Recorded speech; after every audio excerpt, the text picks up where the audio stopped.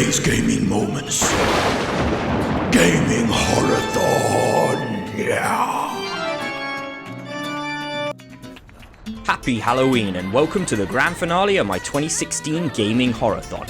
And what better game to end on than a true horror classic? So get ready and cue the voice.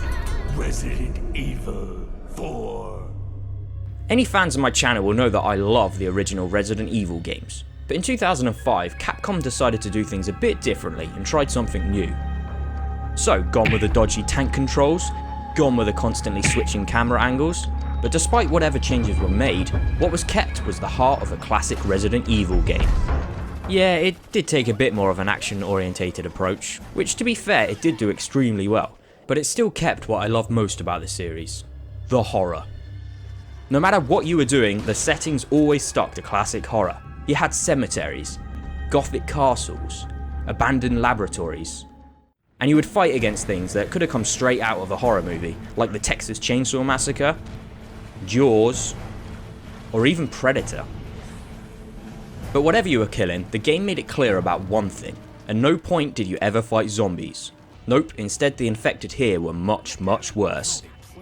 They would formulate plans, they would use weapons, they dodged. Now, fair enough, they weren't that smart. But they weren't just your shuffling undead idiots either. And what made them worse was, they seemed to like chanting "Go Hitler" all the time for some reason.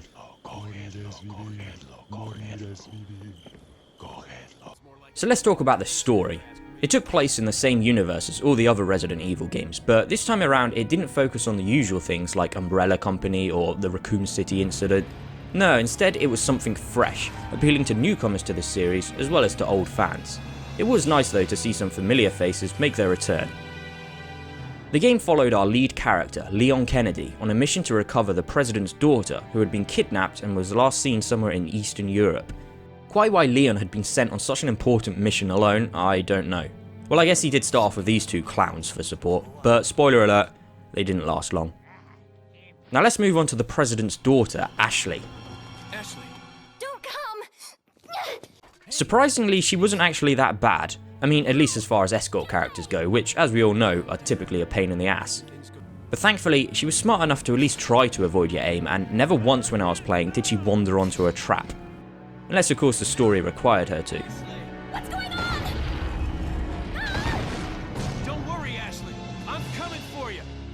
Before a lot of the big fights occurred, you could often tell her to hide in a bin, so at least you wouldn't have to worry about her getting in your way. And some of the sections when you had to protect her while she, say, cranked a lever, were tense, as you kept switching between keeping her safe, as well as looking after yourself. Of course, she did also provide the classic Easter egg when you would accidentally look up while standing below her. Hey, what are you looking at? Oh, you pervert! The game was linear, progressing from one unique location to the next, as you tried to make your escape and deal with all of the twists and turns that the story would throw at you. What did really impress me was the consistency of the set pieces. One minute you'd be desperately trying to hold out the enemy hordes in a farmhouse with your Spanish ex-cop friend, then literally 5 minutes later you'd have to make a decision as to whether you wanted to fight either a giant that looked like something out of the Lord of the Rings, or fight an army of angry villagers. Personally, I wanted to do both, so as soon as I cleared one route, I turned right around to have a go at the other, because I didn't want to miss a single thing in this game. There were minecarts to ride, fights from a cable car. By the way, I love the little fist pump that Ashley does every time you kill a guy. And the bosses, they were incredibly entertaining. Whether it was a Kratos from God of War lookalike who turned into a human centipede, or the creepy man-child Salazar who dressed like Napoleon. Plus throw in a ton of different mini-bosses and you were all set for some pretty epic boss fights. Your inventory was organised into an attaché case, which was a pretty clever system. In fact, Resident Evil 4 was the first time that I had played a game that used this kind of system, where every item took up a certain size, so you'd always be deciding what was the best way to utilise your space. Money was earned by doing things like looting bodies, or by scavenging the environments. If you saw a wooden box, the chances are that there was something good in it, or perhaps a venomous snake, but for the most part it was always worth checking every box. All of your money, plus any rare antiques that you found, could be put to good use at possibly gaming's most famous gun merchant. got something that might interest you. He popped up throughout the game to sell you either new guns or tune up the guns that you already had, perhaps one of your favourites. Mine of course being the Killer 7, named after my 5th favourite game of all time, and for those who are interested, was also the gun used by Kada Smith, the female member of the Killer 7. But getting back to Resident Evil, let's start wrapping things up by saying that this game was something special.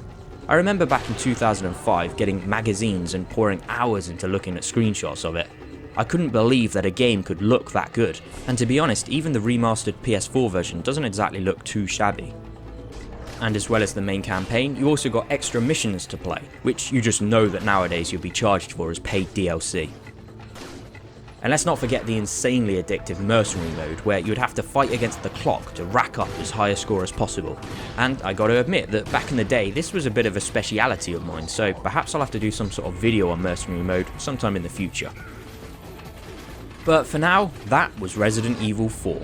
My only complaint with it was that I think that the first half of the game was the strongest, and it did kinda drift into the action genre a bit too much by the end. But perhaps that's appropriate, seeing as how the series would eventually end up.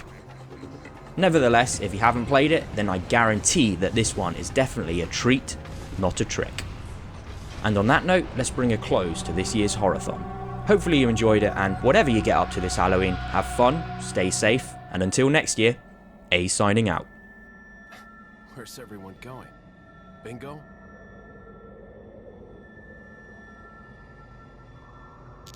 Thanks for watching my Resident Evil 4 review. If you enjoyed it, then why not check out some of my other game reviews and click here to subscribe to A's Gaming Moments.